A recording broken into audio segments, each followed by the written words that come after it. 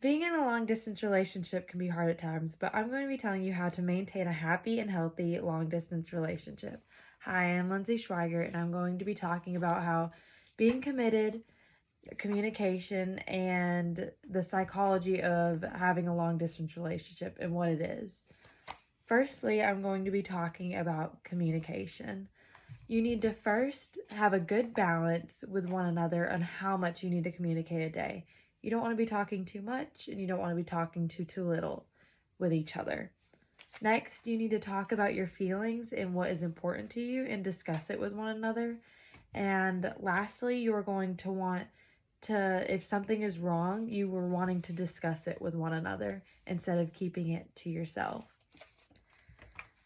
These therapists shared their tips on having successful communication within a relationship.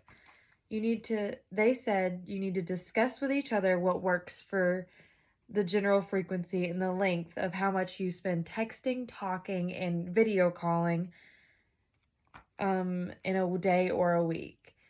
So they're saying you need to have a good balance with one another with how much you need to talk and text and video chat with one another to feel more connected in your relationship. Next, I'm going to be talking about how you need to be committed in your relationship. Firstly, you need to be faithful to one another. You both need to stay faithful to each other. And next, you are going to have to work towards goals with one another, like when you are going to see each other next, and more goals like that to keep each other more connected. Lastly, you're going to want to have an end date to whenever your long distance relationship is going to end and when you guys are going to be together again, where you aren't apart all the time. So you need to make sure you set an end date. Joe Piazza from Time magazine said, "It's important to know that you are truly committed to someone before you waste precious time." By saying that, he's saying you need to know you are fully committed to one another before fully committing into your long distance relationship, so you know you are not wasting their time or your own time with one another. Next, I'm going to be talking about the psychology behind having a long distance relationship and how your mind needs to be a big part of keeping your relationship healthy and happy. First, you need to make sure you have a good mental health. You need to make sure that you are calm and happy with your life. And next, you're going to make sure you are taking care of yourself. And you can't love somebody else if you don't love yourself. So you need to make sure you are loving yourself before fully committing to someone. Next, you're going to want to have trust within the relationship.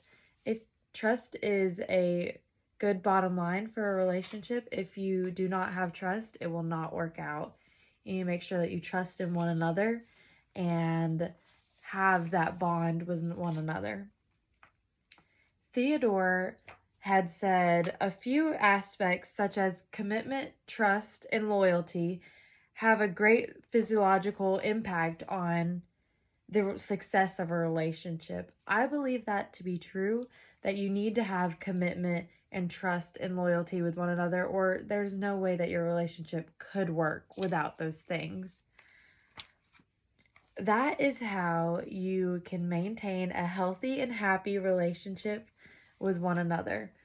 You use communication and being committed and just knowing the psychology behind it all to be able to be happy and strong and keep your relationship afloat, even though sometimes it can get hard when you are apart for that long. Thank you.